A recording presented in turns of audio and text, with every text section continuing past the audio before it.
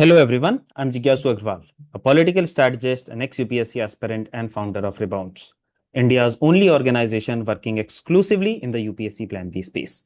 UPSC Prelims 2026 result was announced yesterday and a lot of you reached out to us with questions about what next. Should I give one more attempt or not? What should be my plan B? What should be my roadmap of plan B? Should I kick it off right now or maybe wait for some time? And a lot of other questions. So this video is intended to answering all those questions.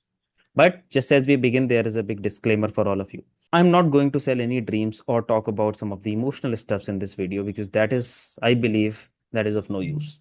So if you are expecting anything of that sort, I don't think you will be able to survive in this video. We are going to have a very raw, open, honest discussion based on the practical realities and how to act in the most pragmatic manner.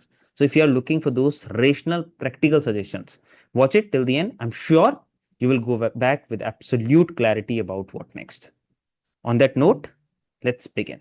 So when you talk about, what are the various things which I should be doing? It is fundamentally, there are three considerations which you should have in your mind.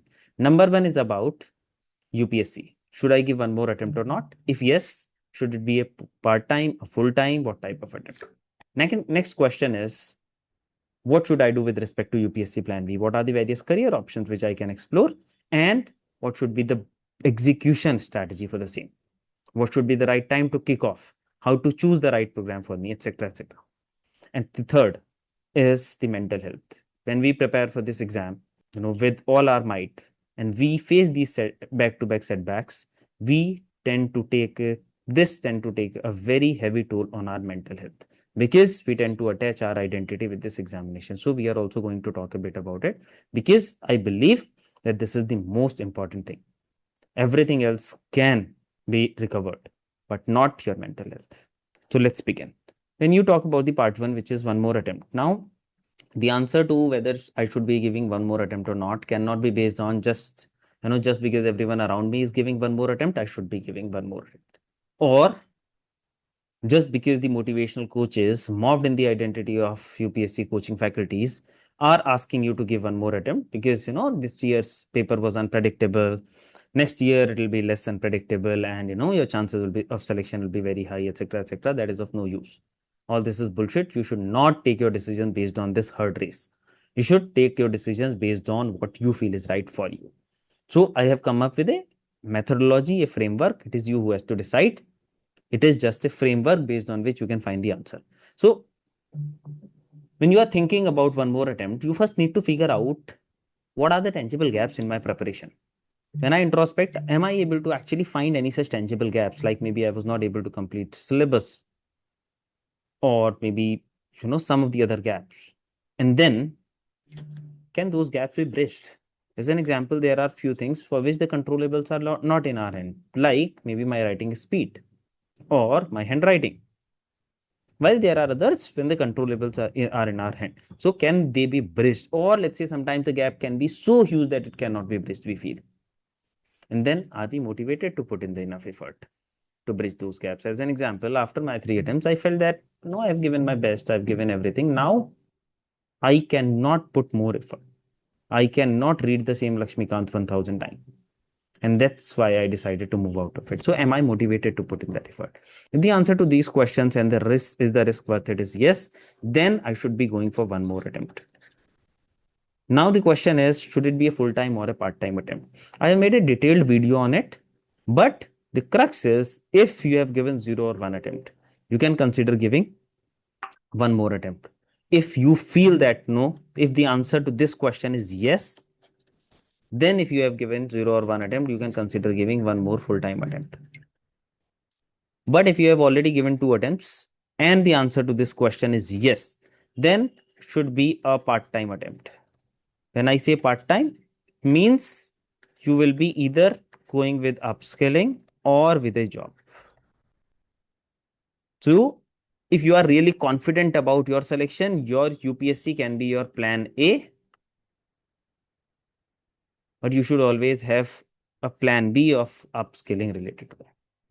If you are not very confident of selection or you have given 3 or more attempts, then your plan A should be to take up some other role, right? Getting a job should be your plan A if you have given more than 2 attempts, 3 or more attempts. You can give your attempt along with the job. I have also made a detailed video on it. You can check it on our YouTube channel and you can go through that for more details. If now the question is, I'm giving, now there are only three possibilities. One more attempt. Yes. If yes, should be a part-time or a full-time attempt. If it's a part-time, what is my plan A? UPSC is my plan A if it is, let's say less than 3 attempts. UPSC is my plan B if I have given 3 or more attempts. So that is the crux. Now, what can be the various plan B options and what can be the execution strategy of it? These are some of the career options, let's say largely all the comprehensive options which can be considered. One is the options which are coming based on your academic background, like you have background in science, social science, engineering, law, medicine. There are a lot of career options which are directly related to that. If you are interested in that area and you also have some background knowledge, this is one option which can be considered. Second is based on some short-term upskilling, like data science, artificial intelligence, digital marketing, software development, etc. So if you are interested in these areas, then via some short-term upskilling, you can do that. Third option is the government exams, like state services, RBI, forest, economic services, engineering services, etc. Fourth option is always about the higher education, which can be MBA, Masters in Public Policy, Masters in Public Administration, MA, etc. It can be from India or outside. And fifth option can be some impact sector roles, basically some of the roles at the intersection of the subject knowledge which you have because of UPSC and something else beyond that. Impact career roles like public policy, political consulting, development sector, etc. Now, how to choose the right option out of these? This is the framework based on which you should be making the right decision. Choosing the right option is a function of three things: knowing who you are, the unique skills you bring to the table, the knowledge you have. So basically, we will talk about it. So, which is knowing who you are, knowing the opportunities outside, which we just discussed, the opportunities which are either derived from your academic background, which are related to your civil services preparation, like public policy, political consulting, etc., which we were talking, or some of those exams associated with the upskilling, as we were talking, or higher education, and the propensity to take risk. How much risk are we ready to take? Because if we are going for one more attempt, then are we ready to take that risk? Or if we are choosing, say, some of the government exams, are we ready to take that risk, etc. Now, when this question is knowing who you are, if you can know this very well, 50% of your job hunt is already done. If you know who you are, which is a function of your past, your present, and your future. Your past is the knowledge and skills which you already have coming from your academic background, coming from your UPSC knowledge, your work experience, some projects, courses, internship, certification, etc., which you did in the past. So basically, something which you have already done in the past and due to which you have the skills and knowledge which is accumulated. Like everyone has academic background and UPSC knowledge per se. Second is the interest, my present. My interest can be in quant, data, content writing, problem solving, communication, people management, creative work. What are those things I'm really interested in? What are those things I enjoy doing? And third, my aspiration. What do I want? Do I want more impact, money, reputation, work-life balance, stability, high growth? What are those things which I want? Here also, we usually want all these things, but the preference order varies from individual to individual. So at the intersection of these three, your past, present, and future sets your next preferred career choice. Then, and you want to make a lot of money, have a good, stable career, maybe the option can be around data science and AI. Similarly, if you have acquired a lot of knowledge, UPSC knowledge as part of your preparation, you have interest in problem solving and communication, people management, those type of things, and your aspiration is to create impact, etc. The career option can be like public policy, political consulting, development sector roles. So some of those options. So based on this, knowing who you are and the opportunities which we have discussed, you can decide the right option for you. Few things which I want you to remember here is, usually I advise that government job cannot be a reliable backup plan. The feature of the backup plan is it should be reliable. Now, in an examination where, again, in any state services or any other sort of examination, the selection rate is again 0.1, 0.2%. then it's very difficult to make an exam with this type of selection rate to be your backup plan. In that case, you will need to have plan B, C, D, E, F, everything. Second, usually after your UPSC preparation, because you have read so much, you start feeling like now I need some break and then I can go for higher education. For any good college, if you want to get into a good college for any form of higher education, you need to, crack various examinations. All that need time and effort. So I would not advise you to now sit and prepare for all those examinations for another 1 year. The idea is take up a role and then parallelly keep on maybe preparing for those examination, and later you can get into those colleges. So these options from my end, I usually do not advise a lot. These some of the options which can be. Also, we at Rebounce are organizing a completely free masterclass on this Sunday at 7 o'clock, especially on this topic, career options for UPSC aspirants, where we are going to discuss about all these topics in greater detail, or we will talk about all the options which you can consider and the detailed methodology to make the decision. So feel free to join that. You can find the link of that in the description of this video. Now, once you have identified that, okay, I need a backup plan, this is my plan B. Now the question is, what should be my execution plan? It's very simple.